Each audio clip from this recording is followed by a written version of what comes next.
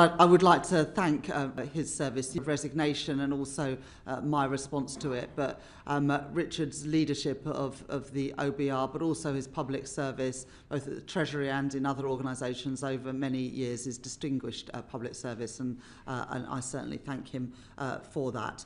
But I am grateful as well to have the opportunity to make a statement and to reiterate in the strongest terms that leaks are unacceptable.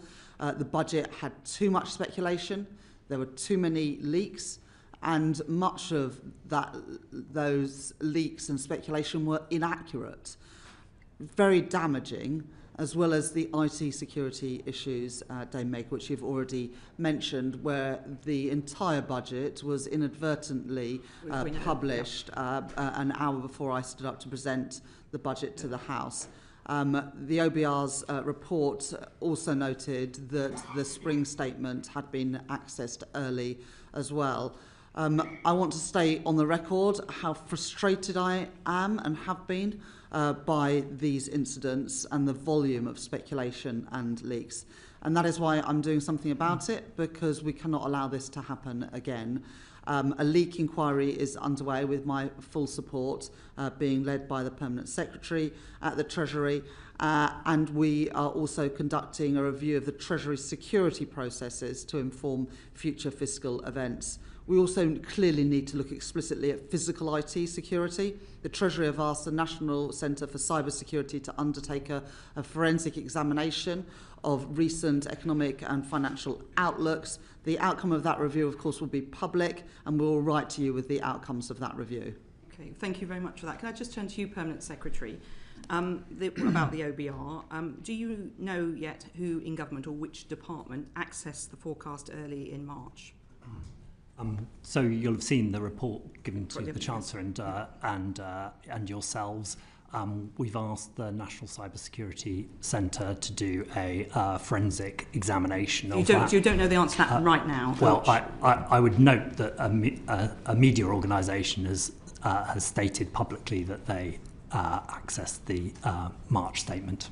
Okay, but the report suggested that there was access from within the government circle. Yep, so you don't know. Yeah, so the March report, you don't know who that was. No, but we've got a process underway with the top level in government of National Cyber Security Centre to ascertain a forensic examination of what happened, including in March, and we'll report back publicly on that. Are you waiting for the full access issues, or are you going to be looking particularly at that March one because it sounds like it was leaked from within government?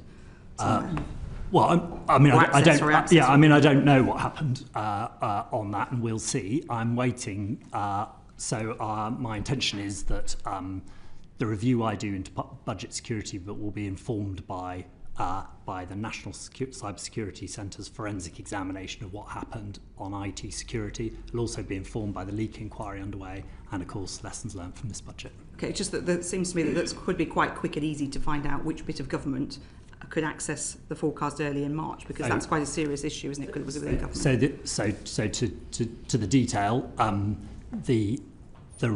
the review to you and the Chancellor suggested there was a single access in March. It suggested that might be benign. Since then, a media organisation has stated that they accessed it. So I think that's the latest of where we are. So I don't know whether that is the same.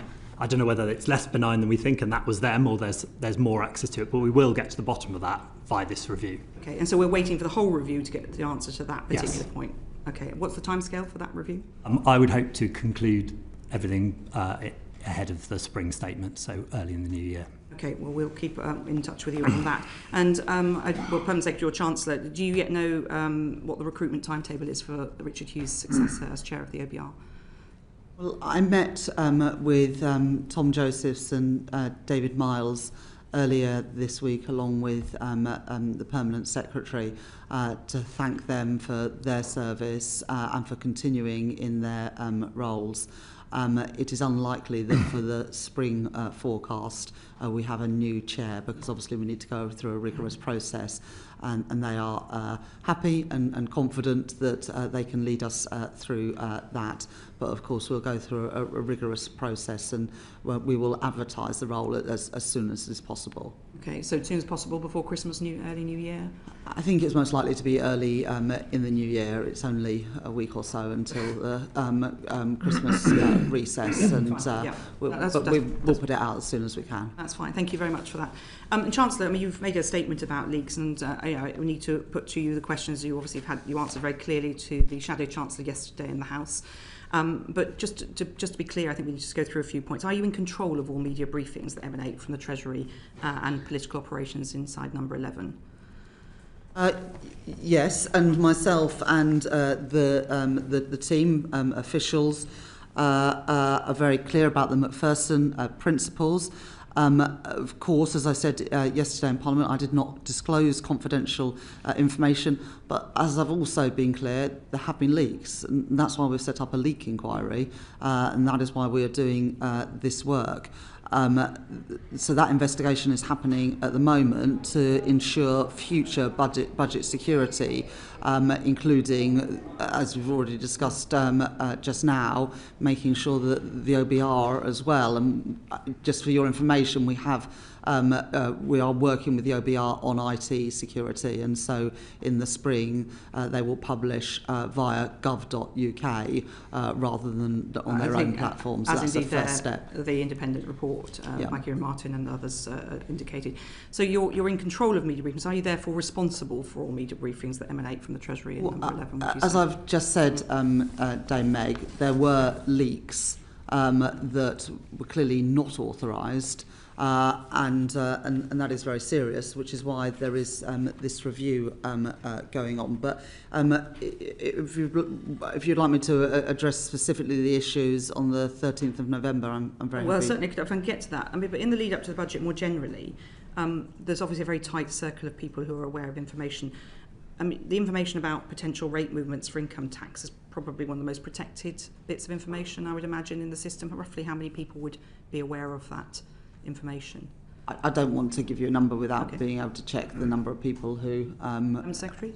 So the leak inquiry will set that out and set out the recommendations. The answer is that we have all sorts of security things in place for any budget. Those have been repeatedly tightened, but clearly we're going to have to revisit and reset, and is going to be imperative to increase our security, and that's very much my intention. Okay, and you, Permanent Secretary, said to this committee in February when we were in Darlington, that was around leaks at that time, and I quote, "You really do not want to give a running commentary on that or publish things as it goes along because that would be extremely market sensitive and therefore deeply unwelcome." I'm assuming you still agree with that very much so. Approach. And Chancellor, you said on the 10th of November to the BBC, it would actually. So let me go into the issues around. Let's go to the 13th of November. So the Financial Times reported then that the Prime Minister and Chancellor have ripped up earlier proposals to raise the basic and higher income tax rates, according to officials briefed on the move, amid fears it would anger voters and further antagonise mutinous Labour MPs. Well, perhaps some, not all, perhaps we would agree with the characterisation, but that's what was reported. So I just don't understand why you don't know yet who those officials are. Do you know who those officials are, Mr. Bowler? Should we go through the timeline? So on the 4th of November, I gave a speech where I set out my priorities for the budget: to cut the cost of living, to cut NHS waiting lists, and to cut the debt and the deficit. I was clear in that speech that I wanted to build more resilient public finances with the headroom to withstand global turbulence. As you saw when I delivered my budget, I was able to increase the fiscal headroom from £9.9 billion that I delivered in the spring to £21.7 billion, so more than doubling the headroom. Yes, we know those facts. I was clear that to achieve those objectives, that we will all have to contribute. On Thursday, the 13th of November, there was a leak to the Financial Times about one element of the budget. The leak presented partial and inaccurate information and an inaccurate picture of the budget strategy. The implication that some could take from that story would have been that I had ditched core elements of the budget strategy that I had set out just a few days before in that speech, and that I wasn't going to build up the headroom that I had previously said was necessary. This wasn't true. And so both the Treasury and Number 10 issued statements on the 14th of November on the record to the press to be clear that the budget priorities stood, including to build more resilience into the public finances with headroom to withstand global turbulence. It was very important because the story in the FT was both partial and inaccurate, and it was important that quickly we ensured that people understood that the strategy that I set out publicly on the 4th of November was still stood. Can I just say, this is a story by George Parker, a very renowned political journalist at the FT, and he did say, according to officials briefed on the move. That's quite direct for an off-the-record briefing. It is very, and he's not the sort of journalist who... It was not an off-the-record briefing, it was a leak. You're really clear it was a leak? I'm absolutely categorical that was not an authorised briefing. It was incredibly damaging and frustrating. That is why we have a leak inquiry. Okay. It was not briefing that was signed off by me, any of my ministers or officials. It was unacceptable. That is why there is a leak inquiry going on. Okay. And so, Mr. Bowler, this is cited according to officials briefed on the move. So is your leak inquiry looking at officials? Yes. Is it looking at advisors? Yes. Is it looking at ministers? Yes, and it's being carried out by the Cabinet Office to do the leak inquiry, so it's a look at the Treasury and wider departments that would... Okay, and you don't... And of course it is right that it looks at all those people. That is not suggesting that we think any of those people are responsible, but everybody who had access to information should rightly be part of that leak inquiry. Absolutely, and I think we would not expect anything different from you. Mr. Boulder, where did you get with the leak inquiry about the story to Bloomberg in March? I wrote to you on that in March, and the conclusion of that was the inquiry was not clear whether it was a leak or speculation. Okay, so what do you rate chances in 1 to 10 of getting an answer on this leak inquiry? Well, I'd say a couple of things. I would say that it is not the case that leak inquiries don't get anywhere. It is the case that even in the last year across government, civil servants, I'll just speak to them, have been found to accidentally or deliberately leak information, and that has led to action, including dismissal. And secondly, I would say that we'll see the recommendations of this leak inquiry and we'll take action on them. I'm sure it will give us a recommendation about how many people knew things and the extent to which that's greater than what we intended for how many people knew things. That will be a useful piece of information which will want us to lead to being much more careful still on who knows what when, and I'm pretty determined to deliver on that. I think everyone will want that to work. You've got, on Thursday last week, the Chief Secretary to the Treasury told the House that there would be this inquiry into the leaks, so we welcomed that at the time. Which leaks? Because the Chancellor, you've spoken about the one to the Financial Times in 13th of November. Will the inquiry, Mr. Permanent Secretary, cover all of the other information? That is the main focus, because that was the clearly very damaging leak, and that's where the focus of things is going. But obviously it's for the inquiry to take it where they will. Okay. Can we just move on to the OBR's misgivings about the communications, because that's what led the OBR to write a letter. And I just think it would be helpful for the record, Permanent Secretary, if you could be clear that the information that the OBR provided in that letter was not unusual. A lot of it's in the EFO anyway. Yes. It was only the two, round 1 and round 2, that were additional information provided to us. Yes, that's right. And I'd also point out, and I think there's been some confusion about this, that it's worth saying that the Treasury, as in the Chancellor, took the extraordinary step to agree to release that information to deliver, including to this committee, maximum transparency about all of this. I would also say that it would be our endeavours, I think the OBR and ourselves, to now return those discussions to private, which is the best bet for policy making here, so that in future events we can exchange forecast information in private to take the right policy decisions. We asked the OBR that question last week about whether they would be willing to make this a regular thing. They had no particular objection. So you're saying that the Treasury would not want to provide the Treasury Select Committee with that information post the budget? Well, look, there's a debate to be had, and some countries do things do things differently, and we can look at that, but it would be my prior that you need that it's for good policy making you reserve the right for privacy between those things. I'd also point out that the Chancellor's nodding on that, so Chancellor, you agree with the Permanent Secretary? Yes, I agree with the Permanent Secretary. I'd also point out that a feature since I think 2022 is the OBR published the timetable of when they're sending their forecasts to the Treasury. And I think you had evidence, the Lords Economic Affairs Committee had evidence from Andy King and others. I mean, the fact that they published that timetable does lead to quite a lot of speculation about what each forecast says. So, maybe when did you first know about the letter? When did the OBR start talking to you about writing that letter? When did you agree? The OBR said they were minded to write a letter. We said we'd agree with that writing of that letter. The original intention was that would be published on budget day, the OBR took the decision to delay that for obvious reasons. Okay, so they approached you, but you agreed it straight. Yeah. Can you remember what time frame that was in? In the immediate run up to the budget. So during November. Yeah, during November. Late November.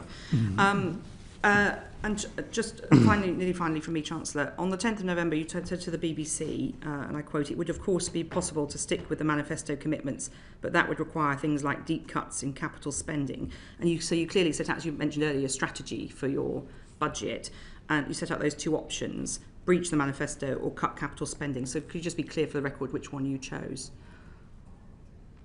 Well, I said in my speech on the 4th of November everyone would have to contribute. We were able to keep that contribution as low as we did by using a range of more progressive tax, like the high-value council tax, the gambling tax, the tax on dividends and property.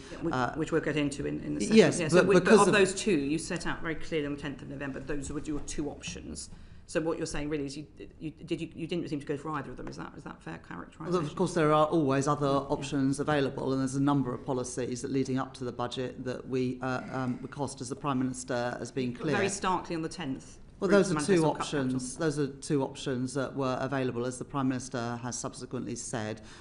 We did look at whether we needed to increase the rates of income tax, given our concerns around the forecast and particularly the productivity downgrade, which took £16 billion off in terms of revenues in the final year of the forecast. In the end, that wasn't necessary, but we did, as I set out in my speech of the 4th of November, ask everyone to contribute by freezing the thresholds that the previous government had frozen for 7 years by an additional 3 years from 2028. We can get into the figures, but the 16 billion obviously was offset by other measures, so it was about a 6 billion gap, wasn't it? Well, that's not entirely correct. The £16 billion is the result of the productivity downgrade because of higher wage inflation and price inflation. There were also higher tax revenues. But higher inflation is not a good thing because, of course, that erodes the spending power of government. So I wouldn't characterise it as we had good news on inflation. Far from it. In fact, I was very clear in my speech on the 4th of November that one of the objectives of the budget was to reduce that inflation, which was, of course, resulting in higher tax revenues, but not for a good reason. And so a revenue that was available was, you could say it's welcome from fiscal terms, but of course it's not really welcome because we wanted lower inflation. I think it's just really important, Chair and Committee, that we don't see the revenues from higher inflation as somehow being good news during the forecast process. No one was suggesting it was good news, but it offset the 16 billion to a degree. But of course we wanted to reduce that inflation, which is exactly what we did, as the Deputy Governor of the Bank said to you yesterday. Well, indeed, I was going to refer to 0.5% off of inflation next year. The bank was clear to us yesterday they're still on their trajectory towards 2%, which steady. I think the Deputy Governor was a bit clearer than that. I think she gave evidence to this committee yesterday saying that next year 0.4 to 0.5 percentage points off inflation because of the measures in the budget. Yeah, she was very clear about that, as on the record. Mr. Bowler, final question from me about the leak inquiry. Will you be publishing it? Yes. To the world or to this committee? I'll be publishing my review, which will include the actions we're taking from the recommendations of the leak inquiry, yes. Would it be possible for this committee to see the full inquiry in a confidential? I'd have to engage with the people doing the inquiry about their views on that, but I wouldn't like to. I have to say, I think I can say with confidence, as chair of this committee doesn't leak. So we would obviously be very careful about any sensitive information, but we have done that in previous, as you know, in my previous role. Yes, I saw a lot of sensitive information. So if we could take that offline. John Glenn MP. Thank you. Can I turn to the sequence of events? The last piece of meaningful data from the OBR was the 4.2 billion figure on the 31st of October. On the scene setter number 11 press conference on Tuesday the 4th, the impression was left by everything that was covered that income tax was going up. And in your interview, Chancellor, with Pippa Crair of The Guardian, you said that you didn't know the size of the downgrade, the productivity, and that after that press conference, raising of income tax remained on the table. What I don't understand is what further data points came from the OBR after the 31st of October, because as far as I can see, there wasn't any meaningful data. Chancellor. Thank you very much. As you'll know from your time at the Treasury, pre-measures is not the final word from the Office of Budget Responsibility, because then you have post-measures forecasts as well. And in the post-measures forecast, they take into account the policy decisions that we take as a government on tax and spend. And the OBR rightly do their own analysis of the revenue that different measures raise. And so there was plenty of additional information being shared between the OBR and the Treasury between the 30th of October and Major Measures 1 and indeed Major Measures 2. So I think it is not right to say, and I think you'll know this from your time at the Treasury, that the 4. I was never Chancellor. Longest serving economic secretary since the Second World War. The point I'm making is, I want to just try and clarify that there were more meaningful data points between the 4th and the 13th, 14th of November.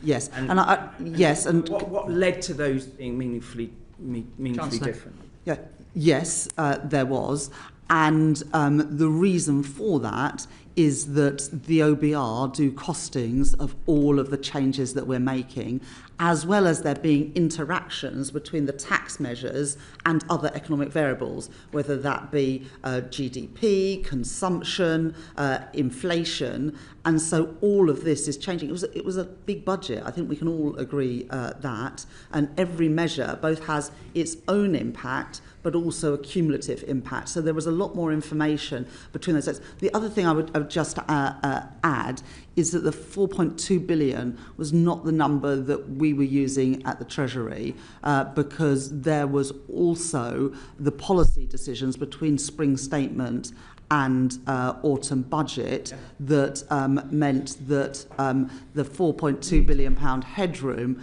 was actually, from our reckonings, around a £3 billion deficit against our fiscal rules. So not only was 4.2 billion not the last word from the OBR, but it's not the number we were using internally at the Treasury.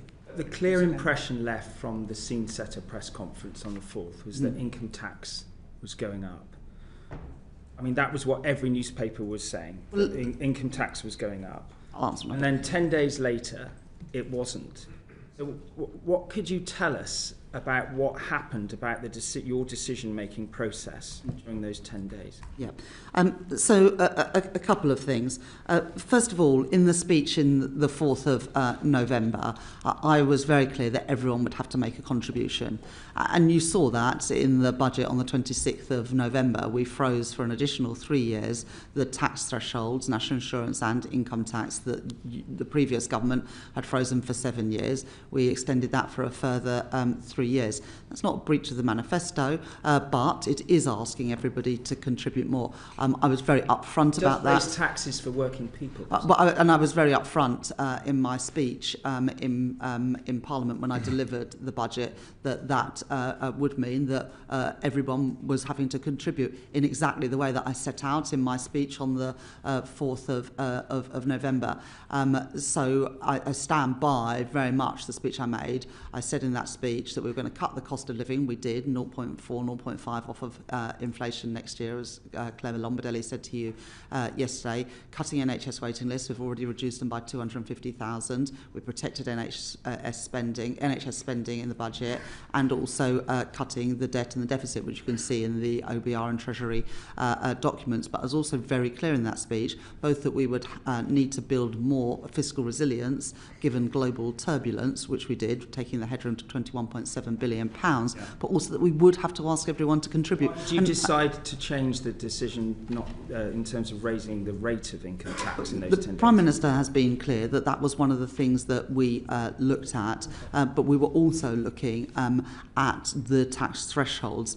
In the end, because of the decisions we made on higher value council tax, on property and dividends, and a number of other measures, we were able to keep the contribution from working people as low as we possibly could. Did you make that decision, or did the Prime Minister? Well, the Prime Minister and I met 2-3 times a week during the budget process. That is not always the case between Chancellors and Prime Ministers, I recognise that, but there is a very close partnership between myself and the Prime Minister, and so we took him through all of these all of the numbers and all of the options, and we decided it together as a team, because that is what the Prime Minister and I am. Thank you very much, Chancellor. Dame Harriet Baldwin. Thank you, Chair. Now, Chancellor, in the run-up to the general election, you said that you had no plans for tax rises beyond what was in your manifesto, and that you would focus on growth, and that growth was really the way in which you were going to get more tax revenues coming in. You've now put together two of the biggest tax-raising budgets in UK history. And the Office for Budget Responsibilities told us that there's not a single measure overall that has a positive growth impact. They think, in fact, that tax hikes are harming growth. So can you tell us what your growth plan is? It's not one of the priorities of this budget. Are you still chairing the Growth Mission Board? Yeah. Thank you very much for that question. First of all, and you know, we've been through this a number of times. There was new information after the general election. First of all, the £22 billion black hole in the public finances left by the previous government, which has been discredited by the Office for Budget Responsibility. Not at all. The £22 billion black hole left by the previous government, which was set out to me by Treasury officials the weekend that I became Chancellor of the Exchequer, which we had to fill, and then the £16 billion downgrade to productivity, the impact that that had on fiscal revenues. And as the Office of Budget Responsibility were very clear, that reflects the weak productivity in the previous Parliament. The OBR made the decision to do that revision this summer, but they were very clear it doesn't reflect any policies of this government. So those are the two key things that have changed since the general election. And of course, I did go into the general election with the targeted tax increases on non-DOMs, on private equity, on private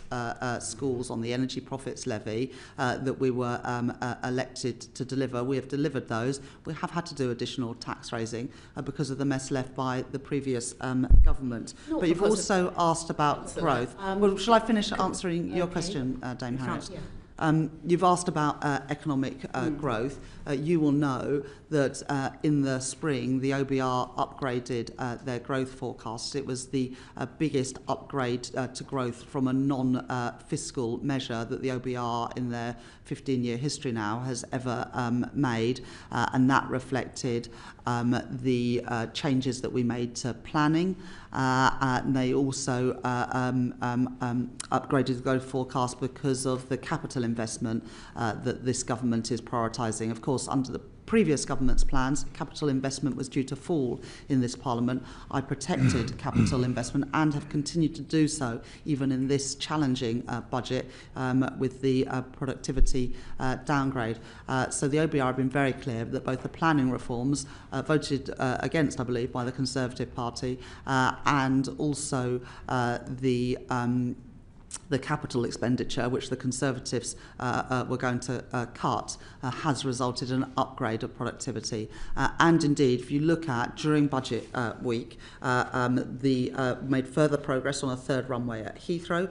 We signed off the film studio in Marlow that had been opposed by Buckinghamshire Council and that we called in. And since the budget, JP Morgan have announced a huge investment in Canary Wharf. Goldman Sachs have announced that they're doubling their headcount of jobs in Birmingham, and in addition, the Co-op have announced that they are freezing or cutting 2,700 prices in store. These are all pro-growth measures, but probably the most pro-growth of all is the 5 interest rate cuts that we've had from the Bank of England since the general election. That's only possible because of the stability that we've provided after the chaos we had in previous years. So you chose not to put any new growth measures in this budget. Well, that's exactly. No, that's not what I said. Dame Harriet. Dame Harriet. Perhaps Dame Harriet, if you ask a question, then the Chancellor can answer. Yes, but don't contradict what I just said.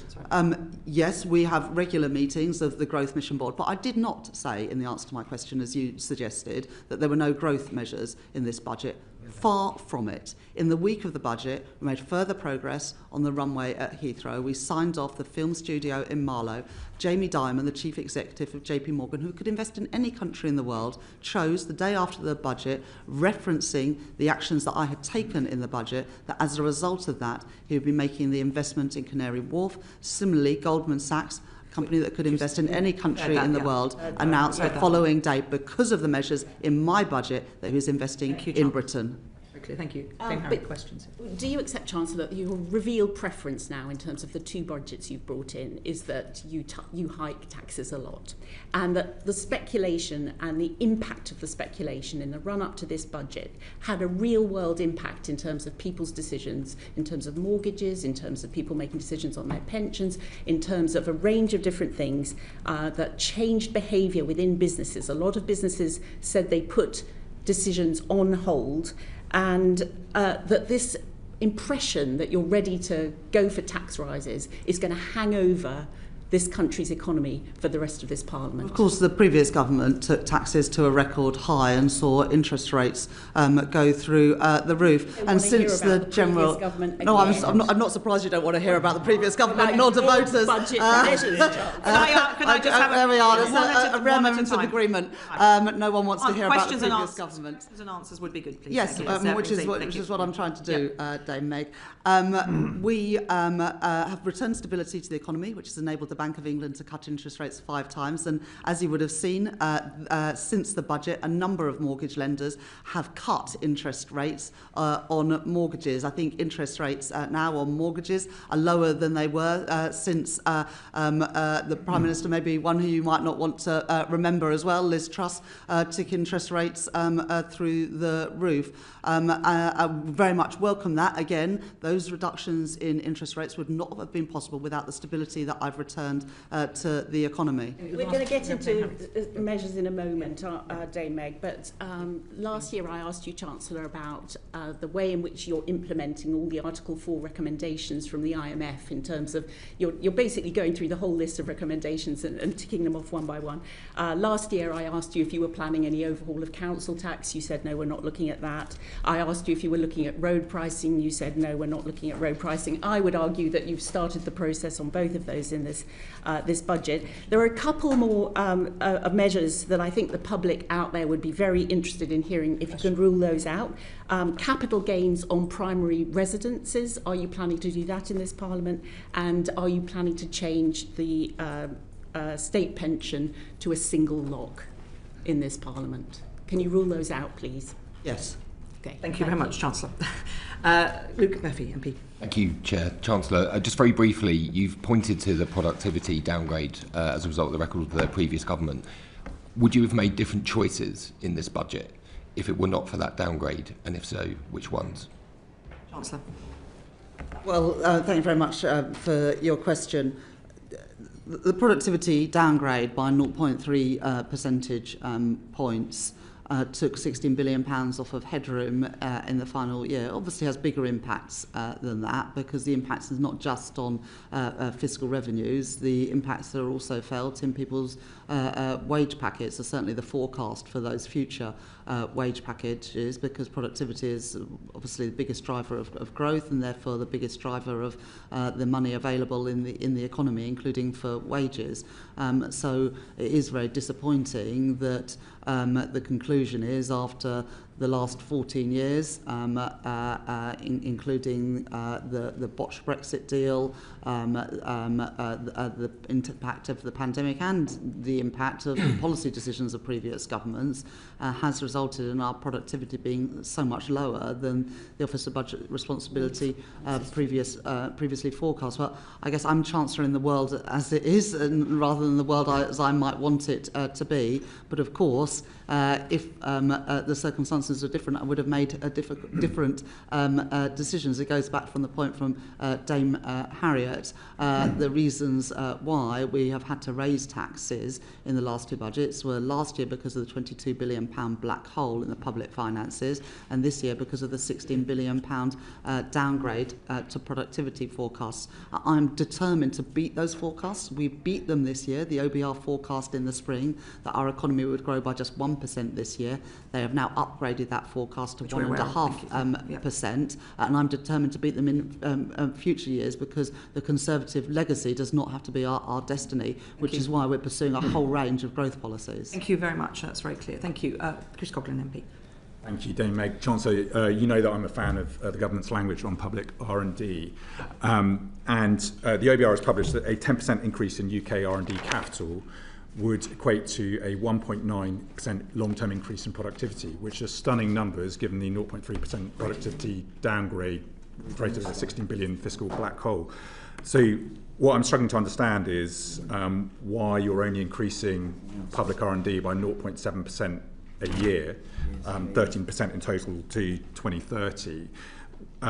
As a result of which, the OBR has concluded that that will have no impact on growth, because in fact it's a lower rate than in the decade after the financial crisis. Well, thank you very much, Mr. Coughlin. If there's one thing we know about you, is that you care very much about R&D, and rightly so.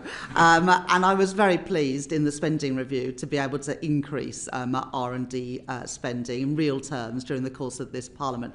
And I said earlier, the OBR did take into account our CDEL spending, which includes R&D, in their forecasts. And CDEL, the higher CDEL budgets is one of the things that contributes to their higher growth forecasts. So R&D is one of the things that is contributing to that. But you're right to mention it, and right to mention the importance of it. Obviously, public R&D is really important, and that is what we can influence, but so is private R&D. And I am pleased that one of the reasons why growth for this year has been revised up is because investment has been higher, and that's very important. Of course, but given your belief in public R&D, I mean, do you think it's okay that we are only in the middle of the G7 in terms of our rate of public R&D, and that the UK has had the worst productivity crisis, as you said, since the financial crisis? Yes, look, and the OBR are clear about some of those reasons for the productivity downgrade. As I said to Mr. Murphy, the Brexit deal, the pandemic, and the decisions of the previous government. The plans that I inherited from the previous government would have seen capital spending as a share of GDP fall from, I think, 2.5% to 1.9%. We've managed to protect that, to grow it in real terms during the course of this Parliament, and that's one of the reasons why I believe that we can beat the productivity forecasts that the OBR have set out in their most recent documents. Thank you, Mr. Coughlin. John Grady, MP. Thank you very much, Dame Meg. Last week, Dr. Beck Fries from PIMCO told us that UK fiscal finances are in a fairly fragile state. Bond investors are focused on actual deficit reduction over the next 2 years, as opposed to what is forecast or promised for 2029-30. Is that, Chancellor, where you think the bond markets are too? So I think it's best if chancellors don't get into comment on bond markets. But what I would say is this: we were very focused on these issues when we put together the budget package, both increasing the fiscal headroom, which goes from 9.9 to 21.7 billion pounds, but also on fiscal consolidation. And I recognise that fiscal consolidation needs to be consistent through the Parliament. So for the last few years, public sector net borrowing as a share of GDP has hovered around 5%. This year, 25-26, it is due to fall to 4.5%. That is the first time, I think, in almost 5 years, the PSMB has been less than 5%. It's then forecast to fall to 3.5%, 3%, 2.6%, and then 1.9% in the final 2 years of the forecast. And the IMF has said that this is the fastest rate of fiscal consolidation of any country in the G7. And that is the right approach, because it is still the case that we have elevated borrowing costs. The borrowing costs that the UK government faces went up substantially in September, October 2022, for reasons that we all know and understand. But I want to bring those borrowing costs down, and fiscal consolidation is an important part of that. On the tightening, Chancellor, what a lot of commentators point out is that the savings, much of the savings are back-ended to 29-30. Much of the tax rises are also back-ended, but we have real pressures at the back end of these forecasts. 6 billion of SEND provision moved across, defence spending going up, but there's a real risk it has to increase further, and a general election in August 2029. So last week, our expert economists, I would say, appeared less than confident that this tightening was politically achievable. Do you believe those economists to be wrong? I believe in the numbers that I set out in my budget, and a lot of people have got views of what I was going to do in my budget and whether I'll be able to live within the means set in my budgets, but we have consistently done that, and we've increased the headroom. We've also set out just before the summer recess our spending review, and I was very clear that public services now need to live within that envelope, and we are legislating for the tax increases that were in the budget. That is also very important to give confidence that these tax increases will indeed happen, and that public services will live within the budgets that I've set. And would it have created more confidence if we brought some of this tightening forward, given that lenders take the view that the UK has for many, many years lacked fiscal credibility? Chancellor. Well, we want to make sure that we get things right. And so for the high value council tax, for example, we are revaluing properties in G and H. That cannot be done for next spring or the spring after. Similarly, on things like electric vehicle EVED, those changes can't come in overnight. I think that everybody recognises that, and that we need to take the legislation through to achieve those things. But we will legislate so that markets and everyone else can have confidence that these plans will go ahead. Thank you very much. John Gunn MP. Yeah, if we look at the defence spending, government's stated goal to get 3.5% of GDP, we look at health spending maintaining its long-run average growth rate, and education spending being held flat in per pupil terms, and the announcements of the budget, according to the Resolution Foundation, said that there will be 6.4 billion of real term increase between 28 and 29, and that means 88% of what is commonly known by the Labour Party as austerity 2010 to 15 measures. So isn't there a real risk that even your manifesto said 7 billion in tax increases, your first budget was 40 billion, now 26 billion, you're still going to have very, very tough settlements outside those three departments?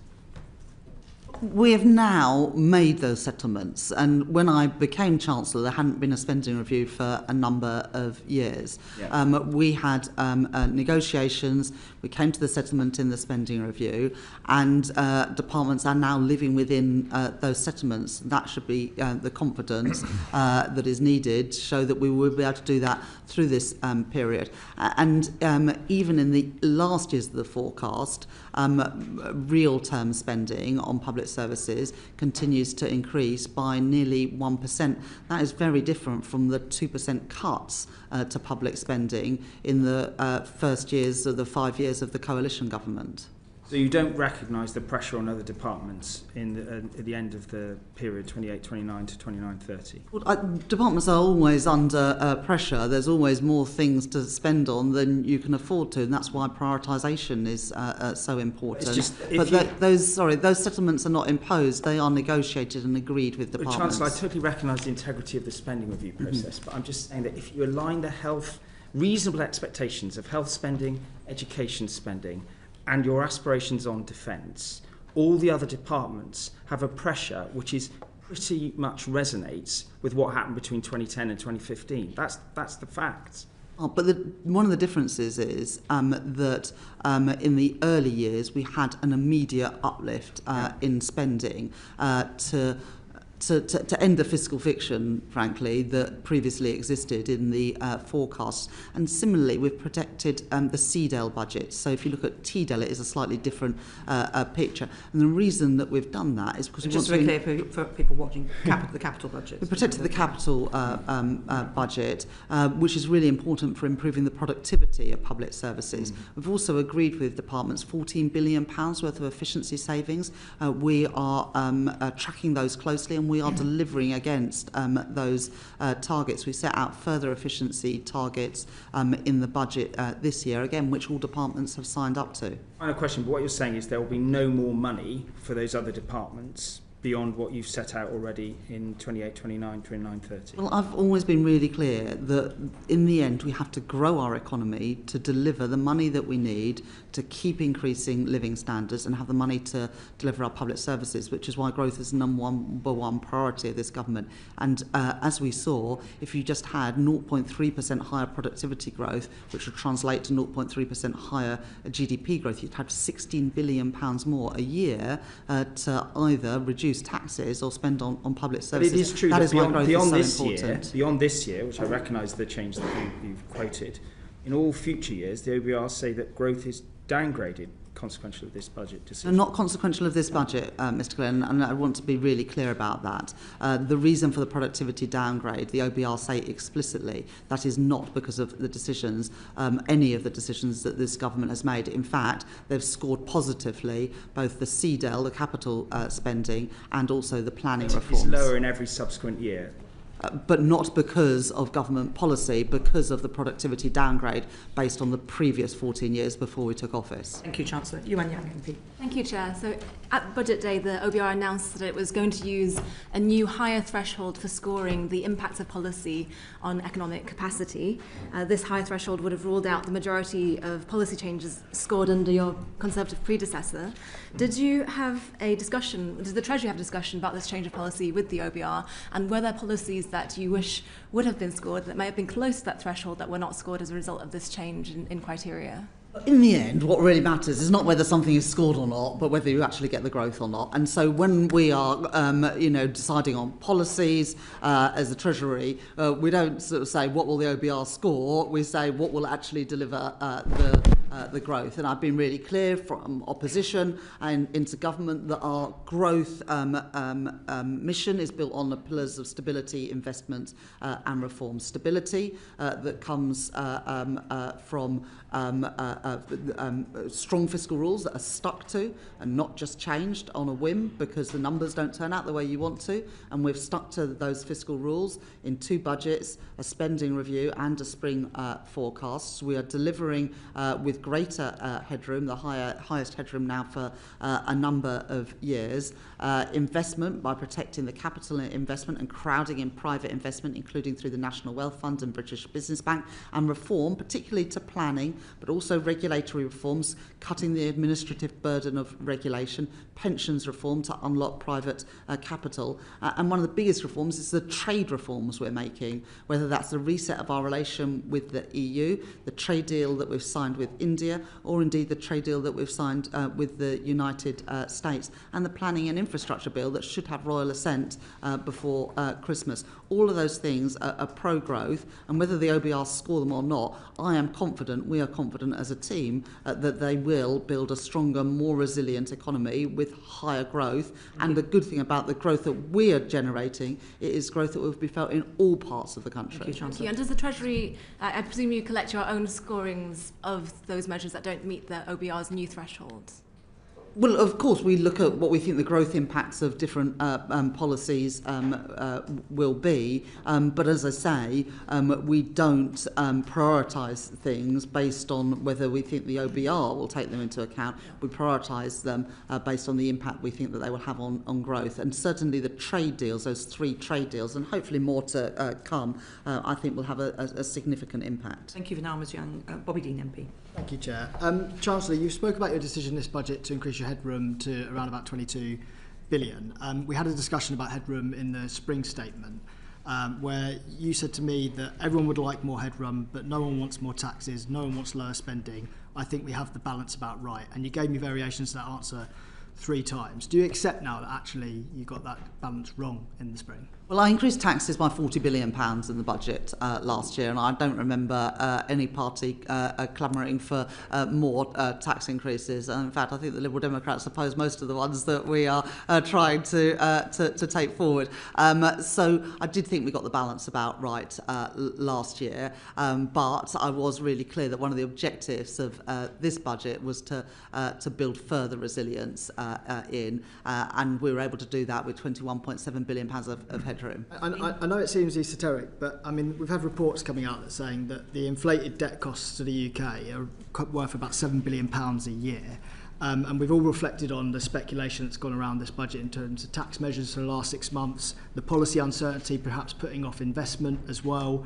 And so you obviously felt the need to correct the level of headroom this time. So why was it not a mistake previously to maintain a low amount of headroom in the spring? Well, headroom went as low as £6.5 billion in the last Parliament. I built it up to £9.9 billion in my budget last year and in the spring statement. I felt that was the right approach. But obviously, since then, we have had a number of global shocks. Whether those are shocks to trade, whether those are ongoing conflicts, whether those are disruptions to supply chains.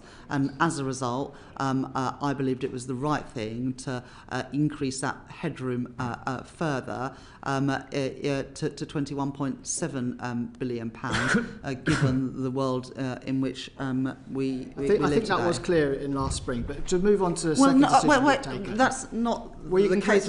I mean, can I ask my next question? Well, just because when people come back and say, well, that was the case in the spring. I asked these exact questions in the spring because you had to do a fiscal repair job in the spring, obviously.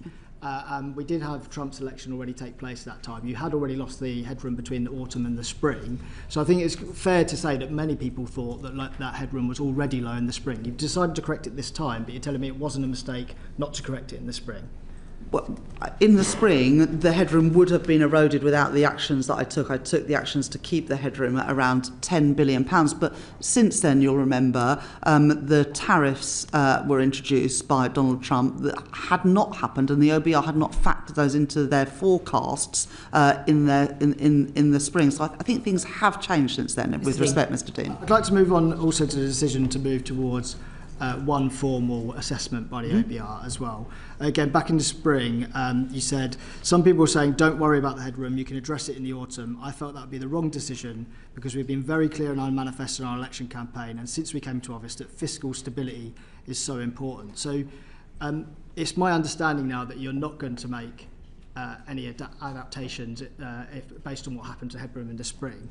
So does that mean that fiscal stability is no longer important, or was that an incorrect statement to make in the spring? Well, it does link to your previous question, Mr. Dean, because in the previous question you asked about the level of the headroom. We've now taken that to £21.7 billion, which, as you know, is more than the average movement in headroom between forecasts. So I now believe that we have the buffer in place. The buffer enables you to make that decision. So can I just push you on the next question, which is... what circumstances would you feel like you would need to make adjustments in a spring statement? So 22 billion definitely gives you more buffer room, but is an erosion of 5 billion, 10 billion, 15 billion too much? At what point would you act in the spring instead of the autumn to address the headroom, which everybody will still be able to see whether or not a formal assessment is taking place?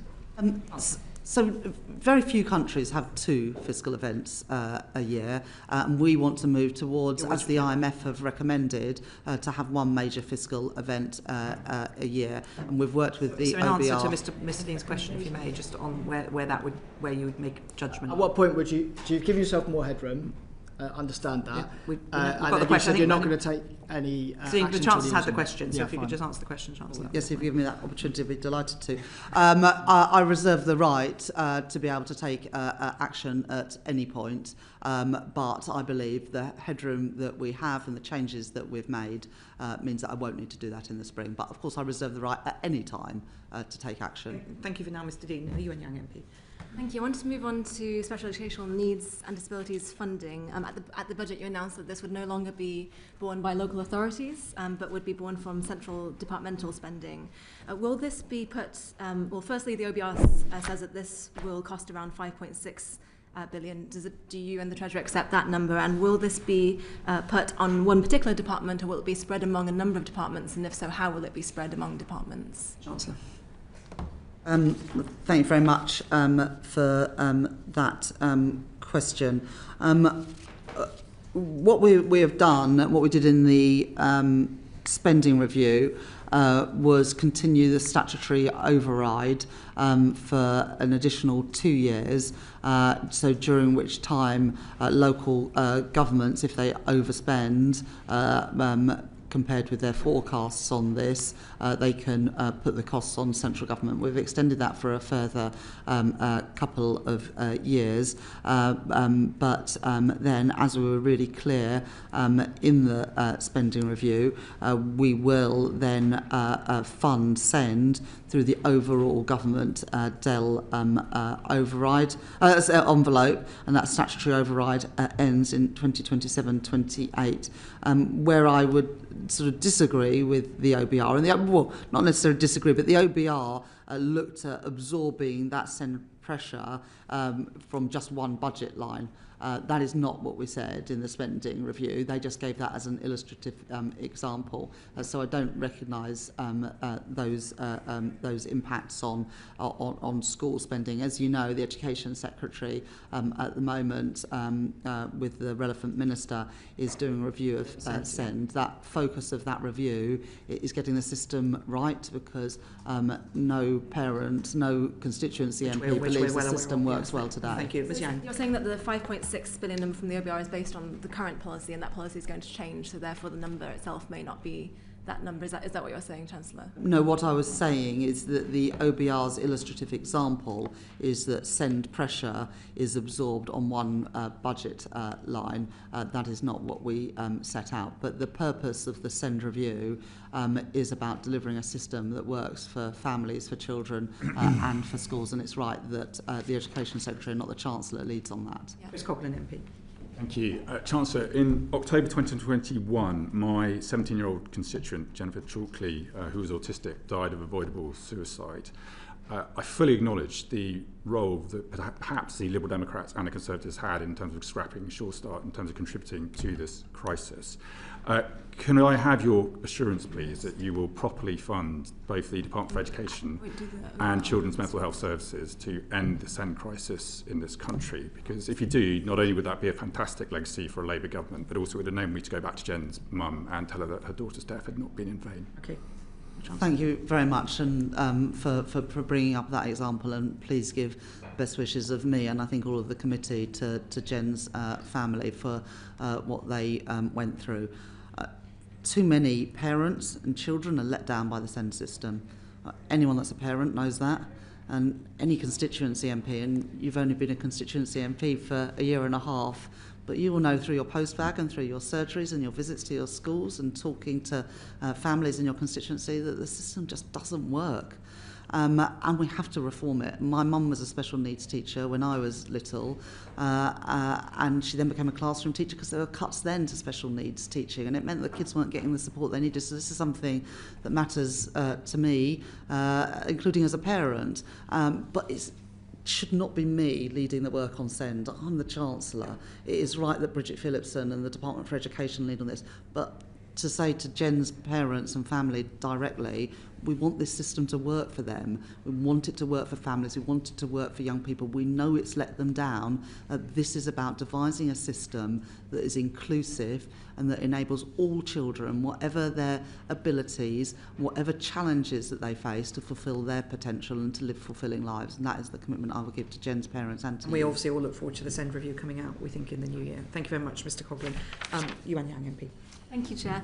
Yesterday we spoke to the Monetary Policy Committee of the Bank of England, and as you may have seen, there was disagreement on the committee, and there has been since their last meeting, on the impact of quantitative tightening of the active sales of gilts on the interest rates that the government faces for borrowing.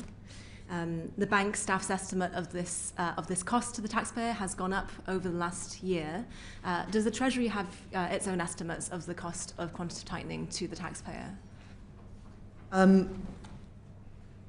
If it's okay, I'm going to pass this question. We've discussed this at length, but I'll pass it to the Permanent Secretary. Well, it falls to the lot being Treasury Permanent Secretary to have to answer questions about quantitative tightening.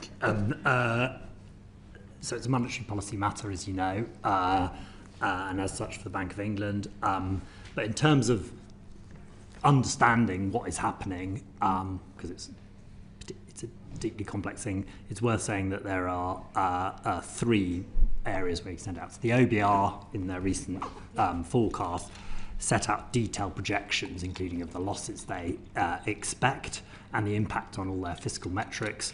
The Treasury's annual report and accounts sets out the impact on departmental spending budgets, and the bank provides quarterly reports with its projections of cash transfers. Yeah.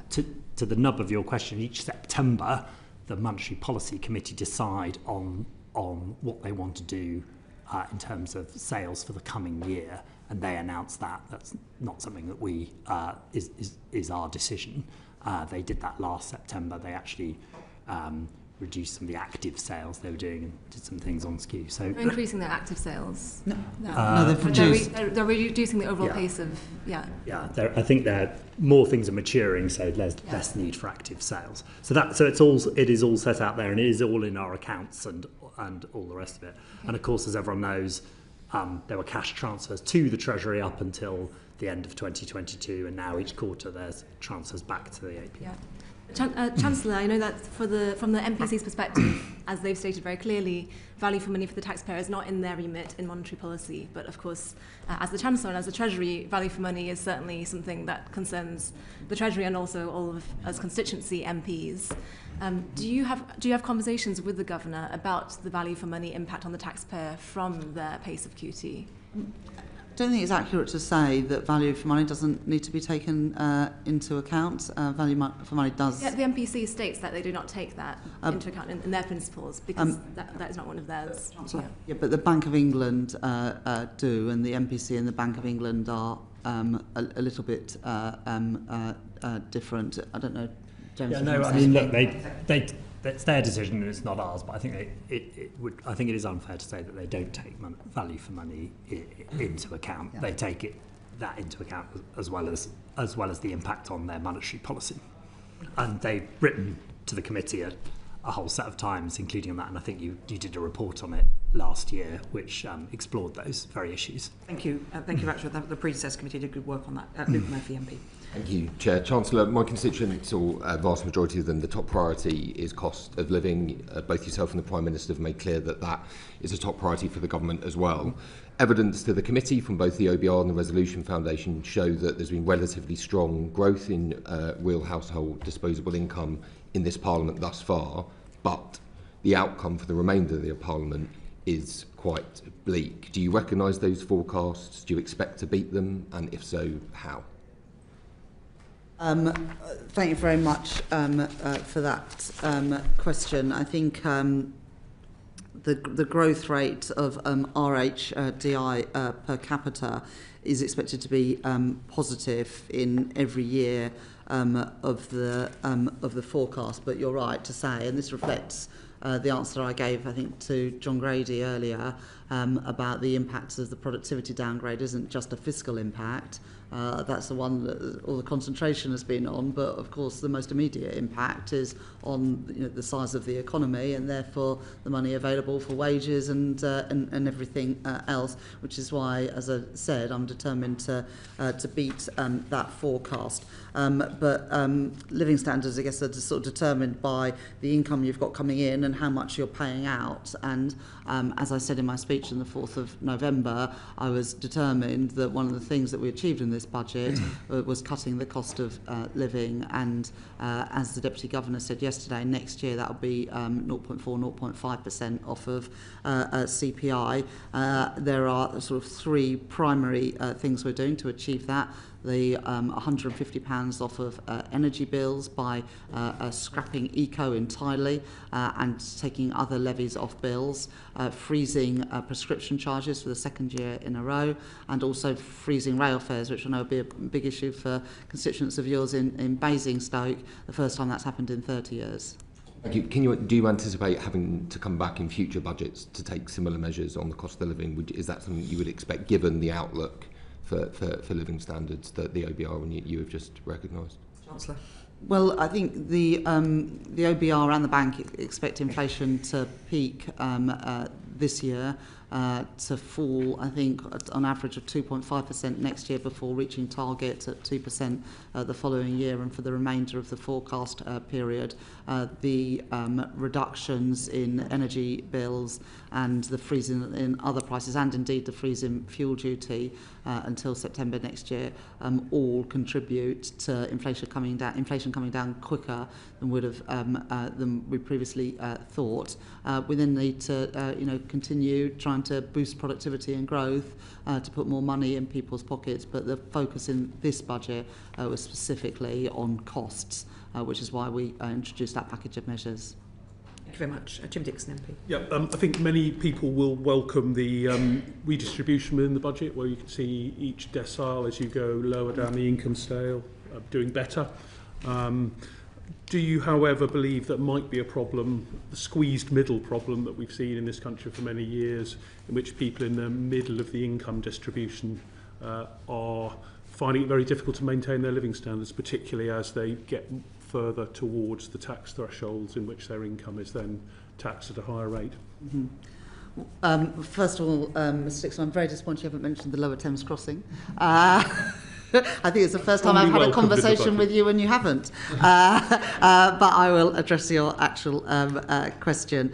The distribution analysis that we published alongside the budget shows that every income decile, except for the top, is better off through the measures that we have taken in the last two budgets, but the biggest beneficiaries are in the bottom couple of income deciles, particularly as we lift children out of poverty, which we're very, very pleased to be able to do at this budget. I do recognise that we've asked everyone to contribute by freezing the thresholds for an additional 3 years on top of the 7 years for which they've already been frozen, but we were able to keep those contributions to a minimum by asking those with the broader shoulders to pay more, and some of those specific taxes, whether it's on landlords,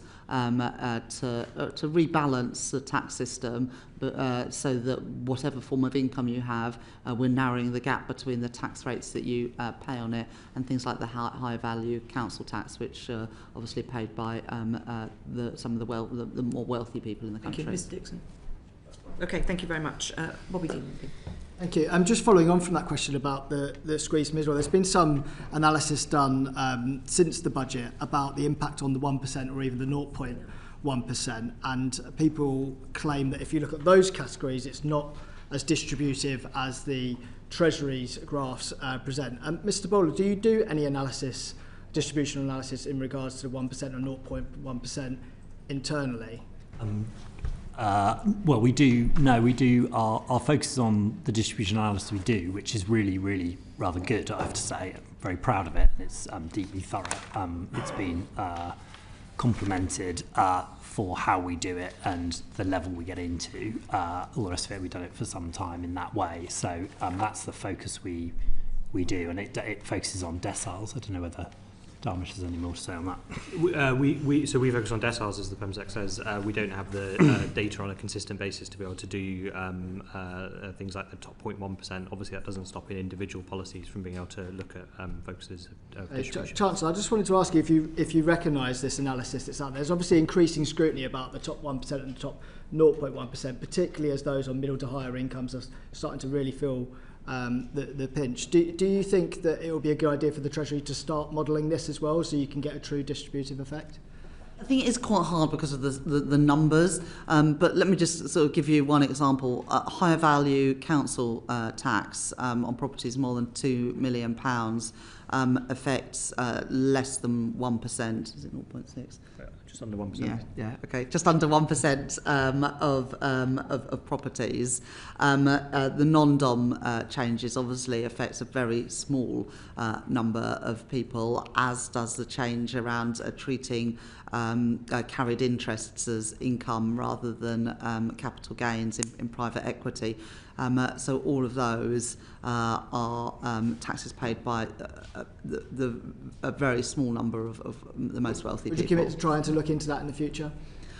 As I say, it is quite hard just because of the numbers involved to have an accurate We could have a dialogue in writing about this, because I think it's an interesting point, and you're right, we can, but I would just caution. Yeah, absolutely. I'm recognising your caution, and maybe it's a conversation we can have through official routes. Thank you very much, Mr. Dean. And Chancellor, we want to talk about some of the specific measures. We've obviously know your broad brush issues, which you've repeated a few times, so we don't need to go into those again. If we can answer we'll ask specific questions. If you can answer those, then you can tell us all the detail of your budget. So over to Mr. John Glenn to kick off. Yes, could I turn first to threshold freezes, Chancellor? At the 24 budget, you said, I'm keeping every single promise on tax that I made in our manifesto, so there'll be no extension of the freeze in income tax and national insurance thresholds.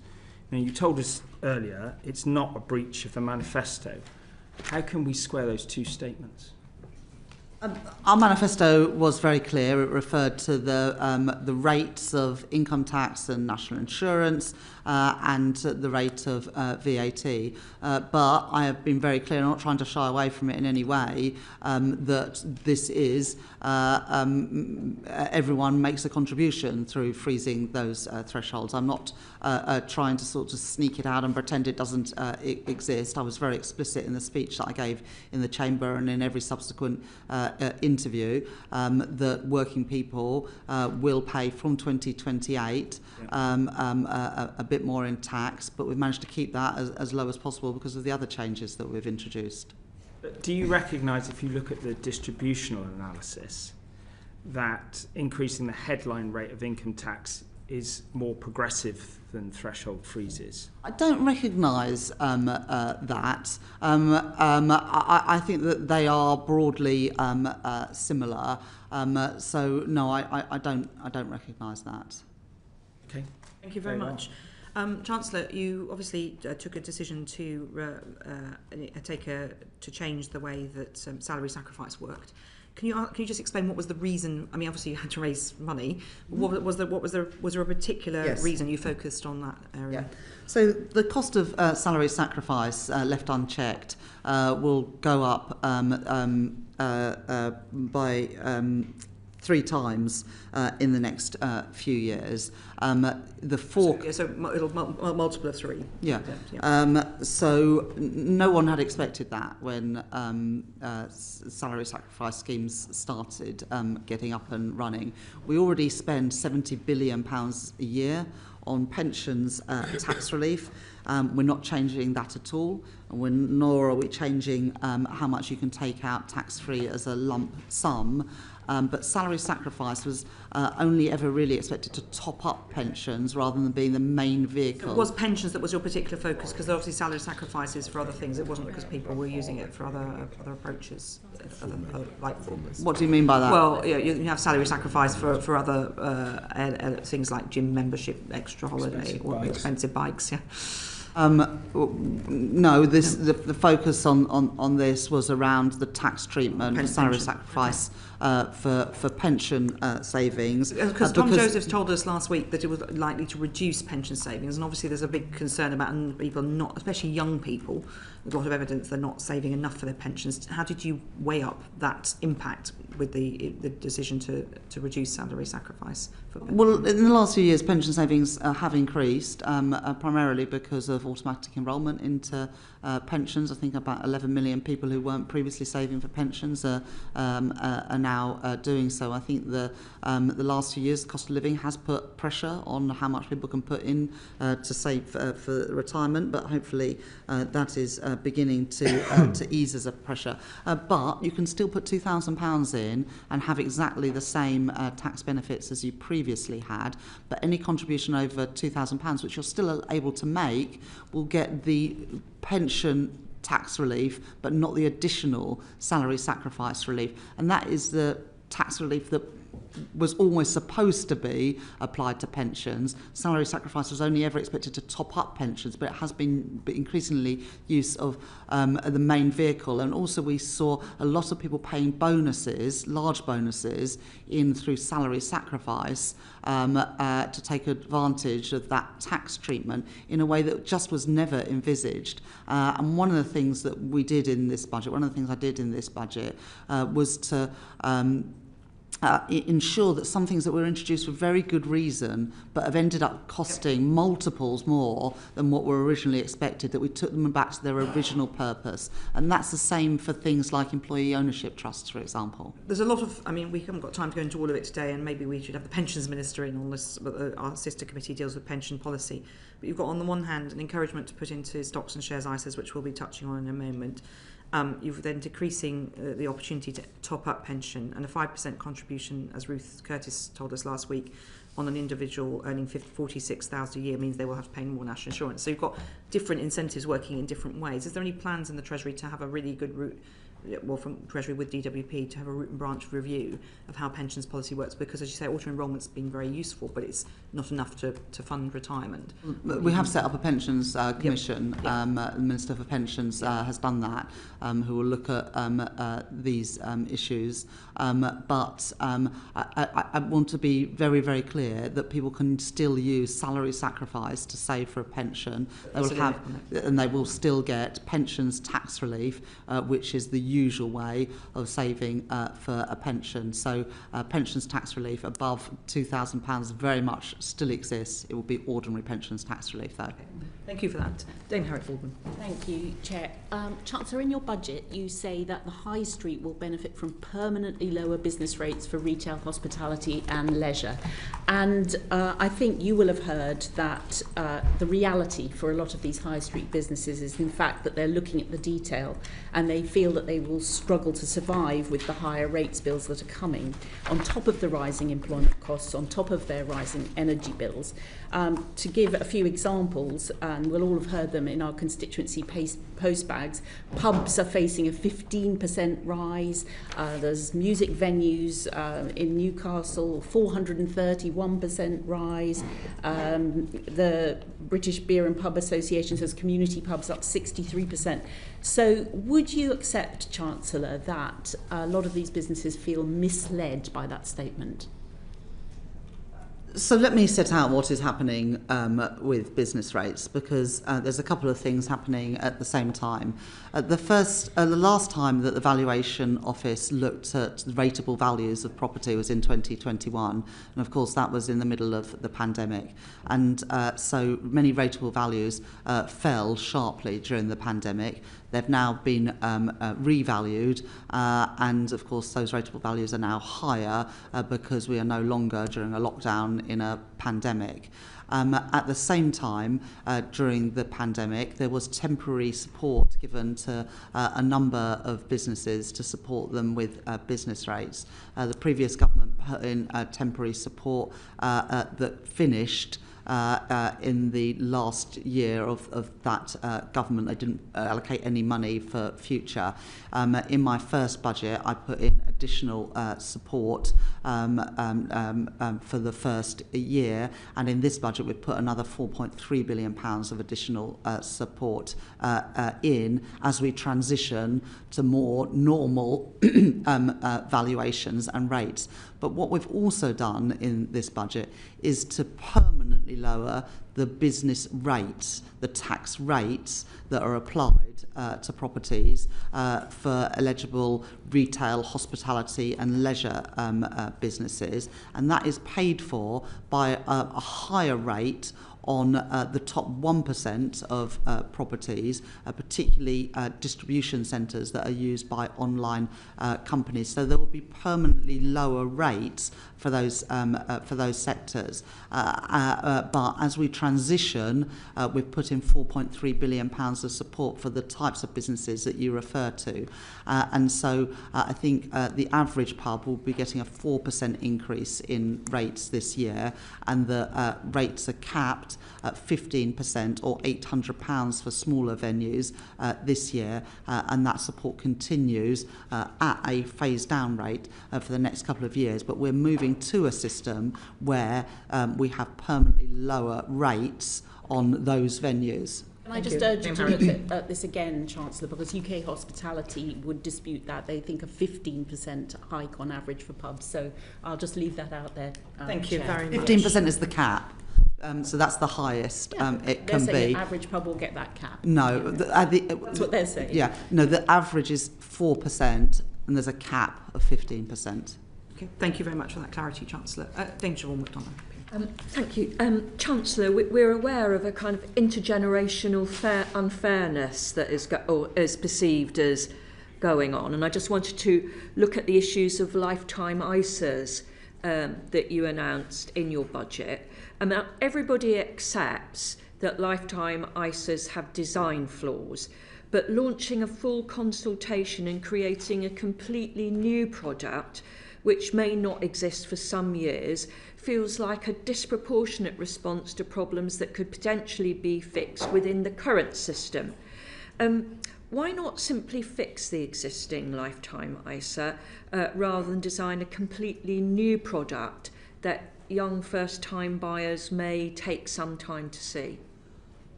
There's a lot of scepticism about the current product. A lot of lenders won't offer it because of design flaws in the way it was set up and a lack of clarity about who the product is suitable for. And many lenders don't want to, many banks and societies don't want to offer it because they don't want to be later accused of misselling a product. So there are a number of flaws with the existing system, and there have been a number of criticisms, including from people like Martin Lewis, about the withdrawal fees and also about the value of property that you can buy, and also the confusion about whether it is a vehicle for saving for retirement or a vehicle for paying for your for a first home. So we are now doing a proper piece of work, designing a better product that's much clearer to people, and we certainly don't intend this to take a number of years. Do you have any idea of timescales? We want to crack on with it, but we didn't feel ready this budget to announce a new product that we would have confidence in. So we want to take a little bit longer to get that right. But there are well-documented concerns about the lifetime ISA. We want to help people to get on the housing ladder, not convinced that the product that we've got is working well enough for people today. And just looking at the age differential for investing in a cash ISA, do you think it's fair that young people who want to save for that mortgage deposit are being forced into a more volatile stocks and shares, while retirees are allowed greater freedom to save in cash? Why was 65 chosen rather than the state pension age? And do you think that this creates a real perception of unfairness for young savers who are anxious about not having too much risk and knowing that they can get that deposit? Yeah. There aren't many young people that can put aside £20,000 a year in savings. I think we all know that. The biggest challenge for young people today is getting a job that pays a decent wage, not about whether they can access the full £20,000 of ISA savings. The reason that we had that age limit in is because as you get older, the time horizon in which you're investing in is not as long for obvious reasons, and so we wanted to make sure that in later life you can be very confident that you've got that money there.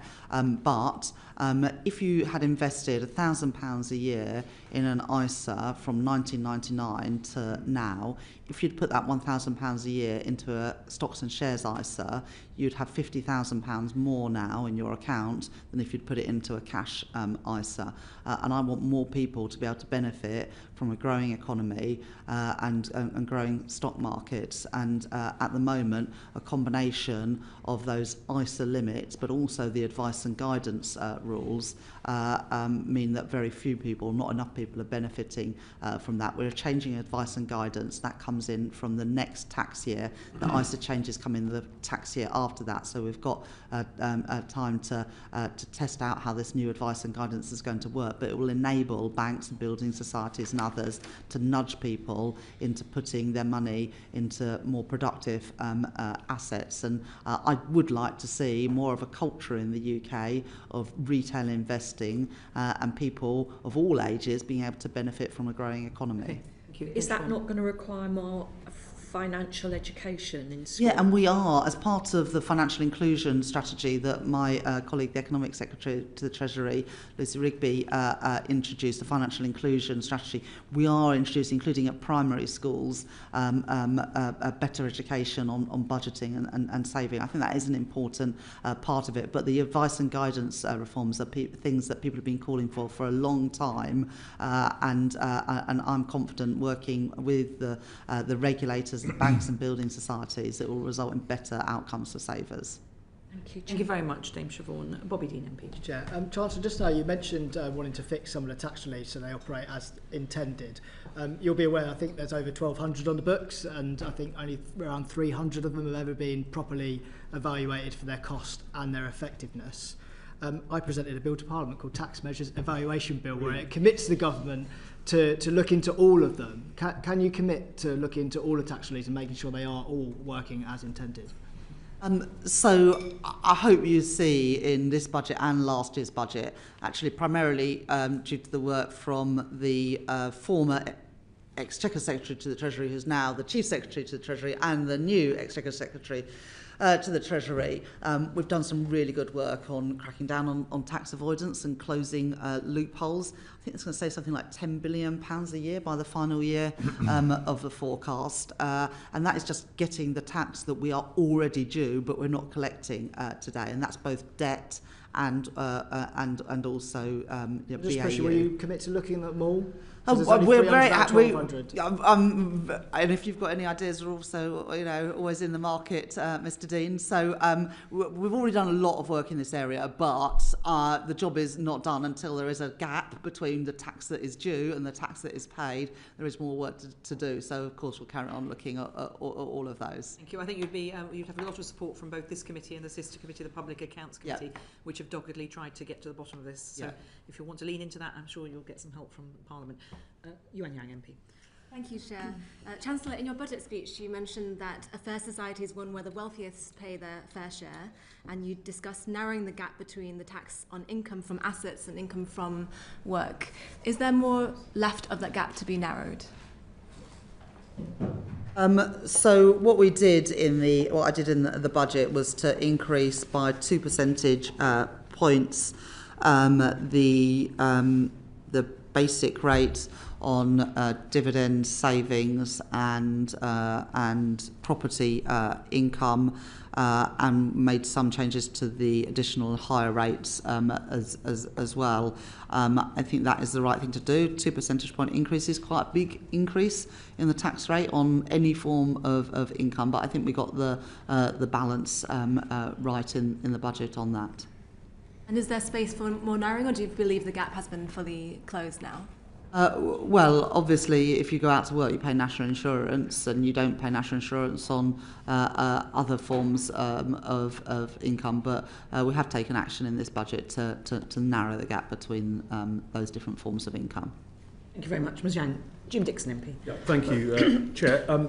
Big change in the budget on electric vehicle excise duty. We haven't had that tax before. Obviously, it's designed to compensate for the loss of fuel duty over time. Isn't there a big problem, though, that by 2050, electric vehicle excise duty will only be bringing in about a quarter of what fuel duty did? So is it not inevitable you're going to have to very significantly raise that amount going forward? Well, we have set the level of the EVED at half the rate that you would get from fuel duty.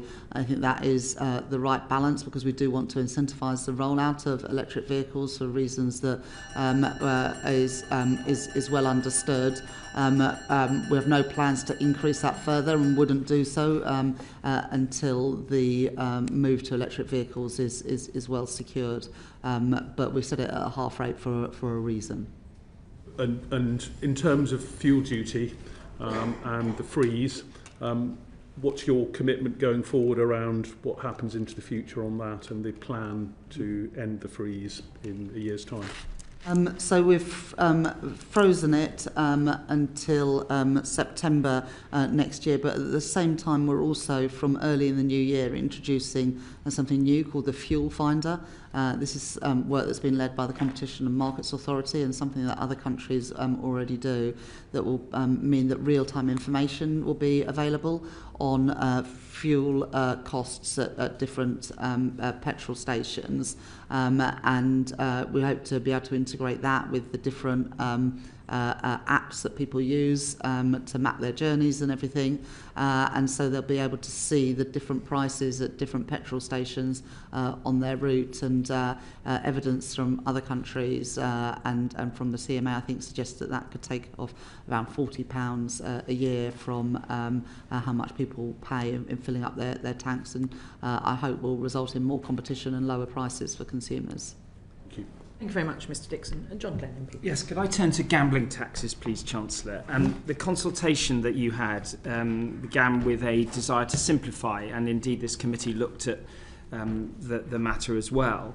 We're now, after your measures in the budget, we've got online bets duty higher than the high street. We've got bets on UK racing lower than Irish racing. We've got tax on a game of football on the phone will be 25%, while a machine in adult gaming centre will be 20%.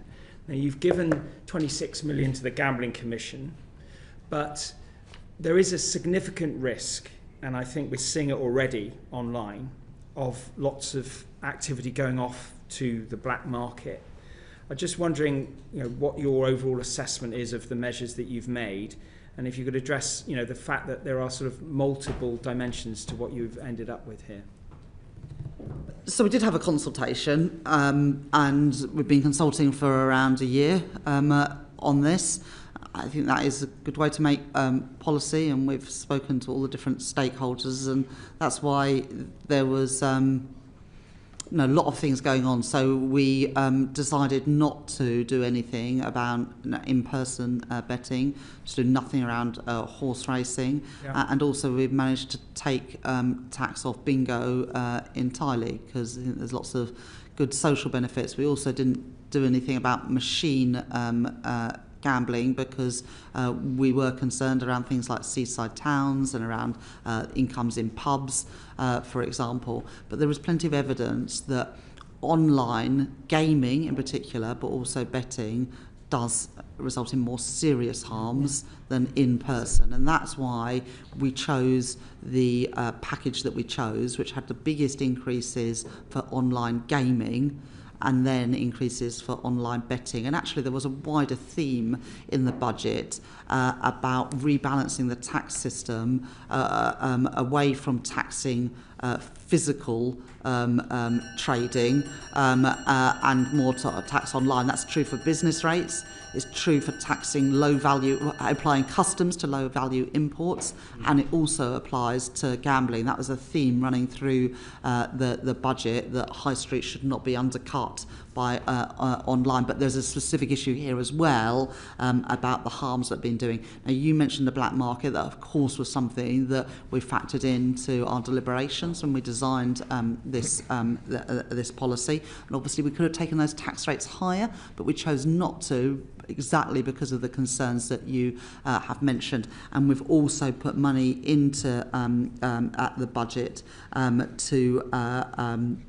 to tackle the issues of the illegal market. £26 million allocated to the Gambling Commission. Can I just ask you finally on that? I understand your logic, but some of these companies are configured with cross subsidies in different parts of their business, and in essence, do you expect to see a restructuring in the industry now consequential of this? Because it seems quite likely that some will not find it viable because of the nature of the subsidy from different parts of their businesses, and some of them are already going into difficulties and going offshore. Well, obviously these taxes apply whether the company is offshore or not, because it is a tax on the bet. And again, that was an important design of this policy, that you can't just relocate overseas to get out of paying that tax. We also are making it relatively more attractive to do betting in real life rather than online, and that was a deliberate design of the policy. Look, I recognise that everything has consequences, but so do the harms of gambling have consequences, and that was also a consideration in this budget. There has been a huge growth in online betting and gaming, and I think it is right that we tax it more appropriately and have a level playing field between the high street and online businesses. And of course, all the money from this is being used to reduce child poverty.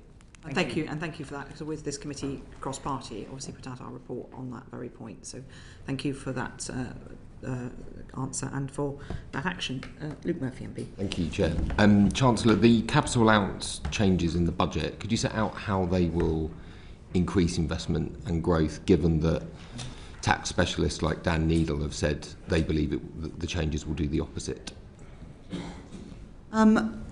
So we have kept the main rate of corporation taxes at 25%, and we've stuck to all of the commitments we made in the business tax roadmap that I published at the last budget. We also have one of the most generous and competitive capital allowances regimes. What we are doing, what I have done at the budget, is decreasing the main rate of write-down allowances, just the main rate, by 4 percentage points to 14% from April next year. And that has allowed us to fund a new first-year allowance, whilst also raising revenue to protect public finances. So it's also consistent with what we're trying to do in introducing more generous upfront relief for investments, and we'll be doing that as well for some of those leasing of equipment and machinery that isn't eligible for the full expensing, to now get a more generous first year allowance. This is about trying to encourage investment, but it is within the context as well of needing to raise money in this budget. But I think the net present value of investments remains the same. The first year discount that doesn't apply to second-hand assets, it is only to leasing. So you can see the direction of travel though. So we've made permanent full expensing, and this year for things that aren't covered by full expensing, we're introducing a more generous first year allowance. But if you're asking is there more to do on this, yes, I think there is in a range of areas like the one you've mentioned, also on more around intangibles. But what we're trying to do is incentivise investment, because investment is absolutely key to economic growth. Thank you. Thank you very much, Mr. Murphy. Bobby Dean, MP. Thank you, Chair. I wonder if I could ask you about one small thing that happened after the budget, which is the US-UK trade deal over drugs, and it's going to cost apparently an extra £3 billion per year. There's been a lot of worry from NHS leaders about where that money's going to come from. Is that to come from within the existing Department of Health and Social Care budget? That was part of the agreement in the spending review, that for this spending review period, that would be absorbed. The costs are actually quite low in the first couple of years, and that was part of the spending review settlement. But obviously, at future spending reviews, will be worked out in the next spending review. Well, obviously, everything in the next spending review will be set out in the next spending review. Thank you. Chris Coughlin, MP. Thank you, Chair. Chancellor, just a quick follow-up on R&D. Draghi in September urged the EU to... The man with a dog with a bone here. Nothing but predictable. Exactly. No, next one's up. Urged the EU to borrow for defence R&D, stating that that would actually decrease debt to GDP because GDP would grow faster than interest costs, and also that a 2% increase in total factor productivity would cut public finance burden by a third over a decade. Do you think a similar principle could apply, or approach could apply to the UK?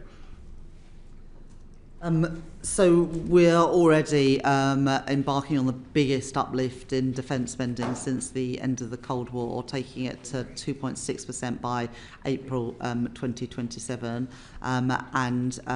Although every department apart from the NHS and Defence have had to make some further efficiency savings towards the end of the Parliament, that is not the case. Well, they have to make efficiency savings, but they can reinvest them. Unlike other departments, and we have totally protected the capital budgets, and obviously defence is highly capital intensive. The changes that I made to the fiscal rules last year as well take capital spending outside the stability rule. It's still affected by the investment rule, but that has also made it easier to protect capital spending, because it has been the case that previous chancellors, when faced with challenging fiscal situations, would go first to the capital budget and delay projects or cancel projects or extend the life of projects, and that's not the decision that I wanted to make. But it's also really important that we spend the money well, and that's why, as part of the defence investment plan, we are allocating more money to start-up businesses, to tech businesses, to really get that innovation, actually building on quite a lot of what happens in the US. Thank you. And finally, as you know, the National Bureau of Economic Research in the US has published an estimate of the Brexit cost of 6 to 8% of GDP, effectively a 90 billion Brexit black hole. Given this, do you support the Liberal Democrat proposals for an EU customs union, like several Labour MPs do? Good try. I think the OBR is sticking to their numbers around of a 4% hit, but is still very material. It's why we've got this reset with the EU, and why we are at the moment negotiating around a new food and farming agreement, energy trading, electricity trading, Erasmus, and a new youth mobility scheme, because we recognise that making it hard to trade with your nearest neighbours and trading partners is not exactly good for businesses and not exactly very good for growth. Thank you. Well, I think we can all agree on that. Just wanted to quickly follow up on an answer you gave to Mr. Glenn about threshold freezes. And it is, the facts are that if somebody's earning around £70,000 a year, which is a lot in known parts of the country, but in parts of London, for example, that's not a salary that's as easy to live on as it may sound. Somebody on that salary will see roughly the same tax rise as a Premier League footballer or other high earners. Do you see that as progressive? I think the question that Mr. Glenn was putting to me was whether increasing rates versus freezing would be much different, and overall, and I would say that 70,000 is around twice the national average wage. But is that somebody who should be paying the same roughly as a Premier League? Well, they're not paying the same, are they? Well, the same tax rise, the rise would be similar. Well, our distribution analysis shows that they are pretty similar, but I would also say that 70,000 is going to put you in the top decile. So when you say pretty similar, just to be clear, the threshold freeze versus any tax increase, that's what you're referring to when you say similar? Yes, they are. Yeah. Just making sure, just because in the record.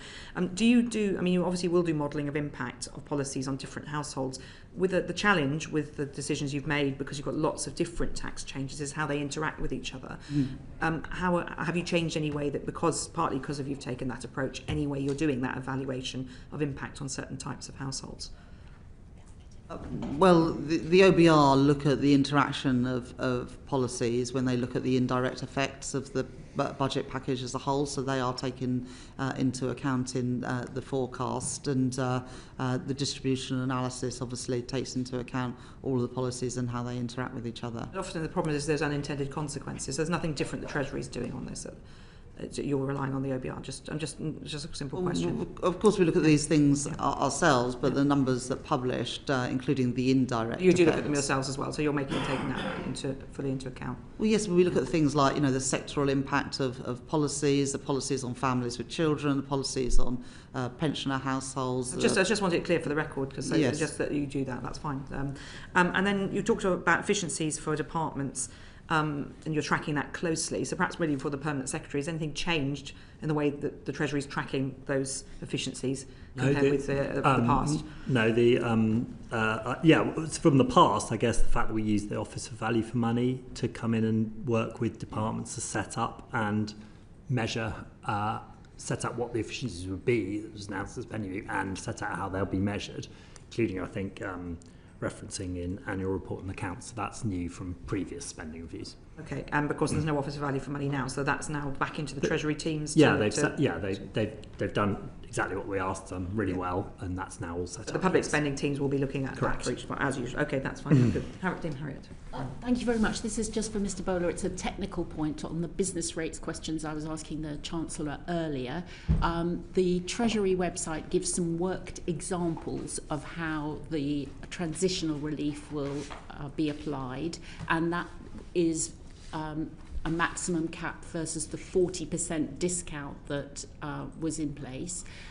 The letter that's gone out from the Ministry of Housing and Local Government to the councils that will actually implement this change does not have the 40% in it. So actually is a much more significant increase. So could you take that away, Permanent Secretary, and just make sure that the letter that goes out from MHCLG is exactly consistent with the guidance of the Treasury and the intention that the Chancellor clearly set out in her reply? Can I also say, Dame Harriet, I recognise that businesses are crunching through all the numbers now, and I just would urge all businesses and also parliamentarians when we're interacting to make sure that businesses understand the transitional relief, because I know there have been a number of businesses who have seen the headlines without understanding the transitional relief, and obviously the two go together. And so the letter apparently from MHCLG is incorrect, it sounds like, so perhaps that could be clarified. That sounds like an urgent matter for the Permanent Secretary to get off. So on which point I will thank you, our witnesses, very much indeed. Thank you to the Chancellor, the Right Honourable Rachel Reeves MP. I'm not sure the budget never ends. You're probably thinking about the next one already, but at the end of this, sort of a full stop at the end of this budget cycle, to James Bowler, the Permanent Secretary, to Dharmesh Nai, first-time attendant at this session. The transcript of this session will be available on the website uncorrected in the next couple of days, with thanks to our colleagues at Hansard and thanks to Bowtie for the broadcasting. Thank you very much indeed. Order.